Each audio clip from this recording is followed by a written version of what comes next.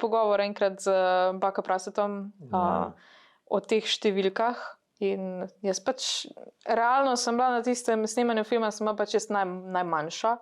Jaz sem imela takrat veliko manj followerjev, kot pa vsi ostali. Jaz sem kdaj imela kak moment, ker sem bila pač mene drugače nobeden tukaj ne pozna. Mi smo imeli premiero v Zagrebu, recimo, pač mene nobeden ni poznal, ker pač jaz sem bila v Sloveniji, govorim slovensko, Hrvati mene ne bo gledali, a ne. In takrat vem, da je on prišel do mene.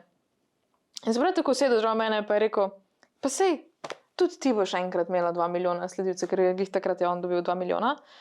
Tudi tebi bo šlo, ti sam zaupaj, ti sam deli to, kar delaš, jaz verjamem v tebe, šlo ti bo. In sem mogla pač ga na eni točki ustaviti, pa mu reči, ne, mi imamo 2 milijona vseh ljudi v celi državi, nerealno je, da imam jaz 2 milijona sledilcev, ker pač to je za Balkan, pač ja, oni imajo celotno, če se šteješ vse države, kar lahko gledajo nekoga, ki govori srbsko, je to...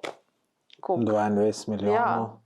Plus tega, da je še cel kup diaspore po Nemčiji, Švici, Švedski, Nizozemski, Belgiji, tako da oni imajo po mojem bili 40 milijonov. No, ja. Ne tako, če razmišljaš. In zato se mi zdi, da mora vsak slovenski youtuber na eni točki, nažalost, se sprijazniti z dejstvom, da na eni točki se bo ustavilo in potem ne bo šlo več naprej, ker jaz vem, da bi še lahko, če bi tišala v to, ampak meni to pač ni interes. Ampak dosežeš tiste en vrh, kjer pač ljudi več ni, ker samo toliko ljudi govori slovensko in samo toliko ljudi te dejansko lahko gleda, ker je samo toliko uporabnikov.